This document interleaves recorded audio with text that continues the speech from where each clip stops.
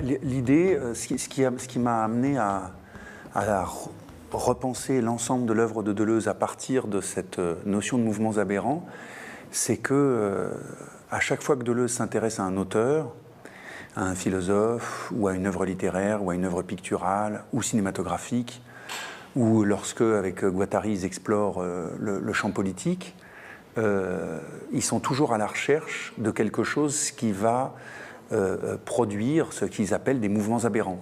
Alors ce sera la fêlure chez Fitzgerald, ce sera la généalogie un peu détraquée des Rougon-Macquart chez Zola, c'est la perversion du Robinson de Tournier dans Vendredi ou les Limbes du Pacifique, c'est le nomadisme des tribus ou des ethnies tout au long de l'histoire, ce sont les processus qu'ils appellent schizo contre, disons, la névrose oedipienne classique. Bref, partout et tout le temps, ce que Deleuze cherche, et y compris dans son travail avec Guattari, c'est à suivre des mouvements aberrants.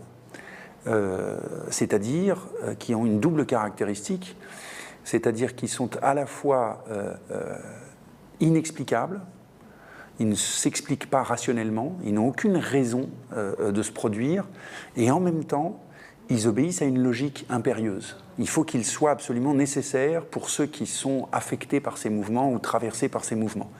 Donc on est dans une sorte de double exigence qui est que les mouvements échappent à toute raison et doivent pourtant obéir à une logique. D'où l'idée qu'il y a une sorte de couple qui opère chez Deleuze, celui des mouvements aberrants et des logiques irrationnelles qui vont tenter de rendre compte de ces mouvements aberrants au-delà de tout principe de raison. D'où une explication, si j'ose dire, de la part de Deleuze avec la totalité de l'histoire de la philosophie, de Platon jusqu'à aujourd'hui, puisque si on admet en tout cas que la philosophie a reconnu pour sien le principe de raison et l'a fait opérer autant que possible. Donc il s'agit de lutter contre le principe de raison, alors non pas au nom d'une sorte d'irrationalisme ou d'illogisme, mais au contraire au nom d'une nouvelle logique. L'idée, c'est de contester le principe de raison au nom d'une logique. C'est pas tant qu'il s'agisse de jouer l'un contre l'autre, mais c'est de faire valoir que l'irrationnel n'est pas illogique. Voilà, c'est ça l'idée. C'est que l'irrationnel obéit à une logique qu'il s'agit justement de penser en dehors des voies de la raison. Donc il y a bien, de ce point de vue, quand même une opposition au principe de raison sous sa forme la plus générale, telle qu'elle, disons, on pourrait en trouver la première formulation chez Platon, notamment dans le Phédon, jusqu'au début du XXe siècle. Donc, il y a bien l'idée de promouvoir de nouvelles logiques. Deleuze a été obsédé par la question de la logique et des logiques.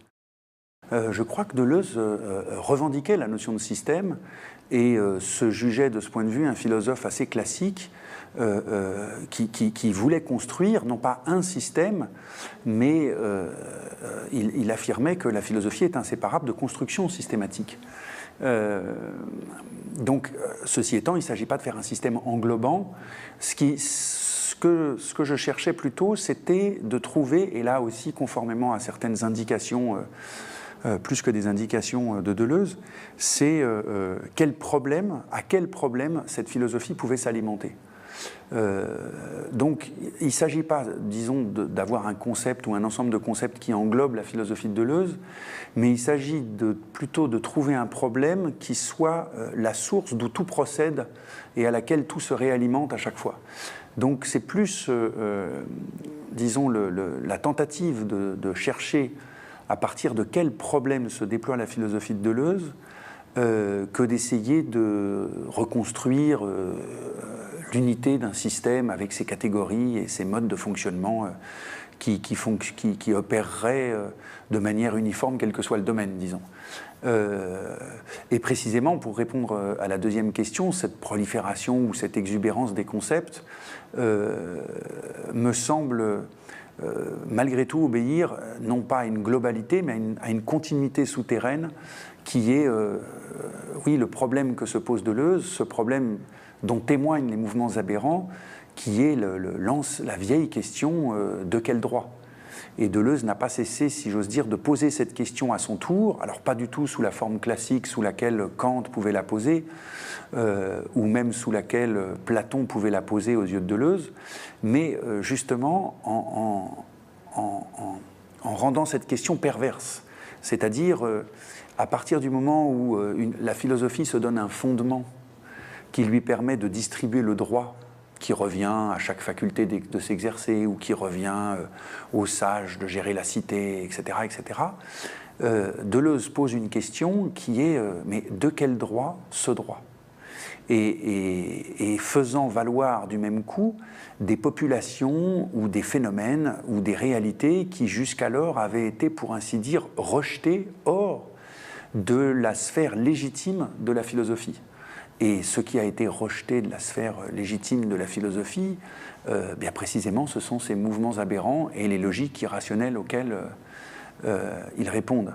Donc, dans le fond, c'est en vertu de la question de quel droit que Deleuze veut faire droit à, disons, des populations négligées, oubliées, conjurées par l'histoire de la philosophie.